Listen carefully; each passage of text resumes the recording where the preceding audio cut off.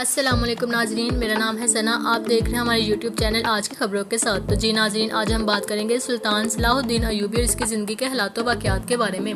سلطان صلاح الدین یوسف بن ایوب ایوبی سلطنت کے بانی تھے۔ وہ نہ صرف تاریخ پاکستان اسلام بلکہ تاریخ عالم کے مشہور ترین فاتحین حکمران میں سے ایک ہیں۔ وہ 1138 میں موجودہ عراق کے شہر تکریت میں پیدا ہوئے۔ ان کی زیر قیادت ایوبی سلطنت نے مصر، شام، یمن، عراق، حجاز اور دیار باکر پر حکومت کی۔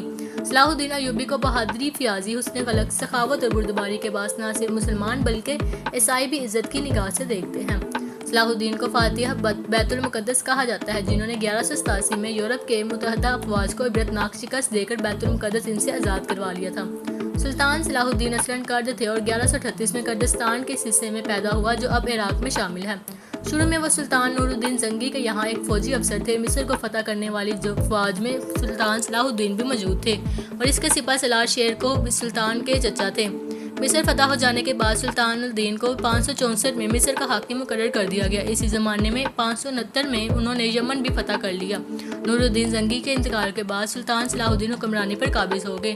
سلطان صلاح الدین اپنے کارناموں میں نور الدین پر بازی لے گئے۔ اسی میں جہاد کا جذبہ کوٹ کوٹ کر بڑا ہوا تھا اور بیت المقدس کی فتح اس کی سب سے بڑی خواہش تھی۔ مصر کے بعد سلطان صلاح الدین نے 1182 تک شام، موصل، حلب وغیرہ فتح کر کے اپنی سلطنت میں شامل کر لیے۔ اسی دوران صلیبی سردار رینالڈ کے ساتھ 4 سالہ معاہدہ صلح ہو چکا تھا، جس کی روح سے دونوں ایک دوسرے کی مدد کرنے کے پابند تھے، لیکن یہ معاہدہ محض کاغذی اور رسمی تھا۔ صلیبی بدستور اپنی اشتعال انگیزیوں میں مصروف تھے اور مسلمانوں کے قافلوں کو برابر لوٹ رہے تھے۔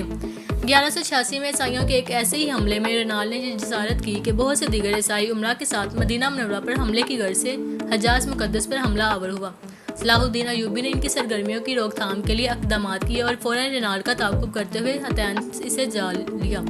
سلطان نے یہی دشمن کے لشکر پر ایک ایسا آتش گیر مادہ ڈلوایا جس سے زمین پر آگ بھڑک اٹھی۔ چنانچہ اس آتشی ماحول میں 1187 کو حطین کے مقام پر تاریخ کی خوفناک ترین جنگ کا آغاز ہوا۔ اس جنگ کے نتیجے میں 30,000 عیسائی ہلاک ہوئے اور اتنے ہی قیدی بنا لیے گئے۔ رینالڈ گرفتار ہوا اور سلطان نے اپنے ہی ہاتھ سے اس کا سر قلم کیا۔ اس جنگ کے بعد اسلامی افواج عیسائی علاقوں پر چھا گئی۔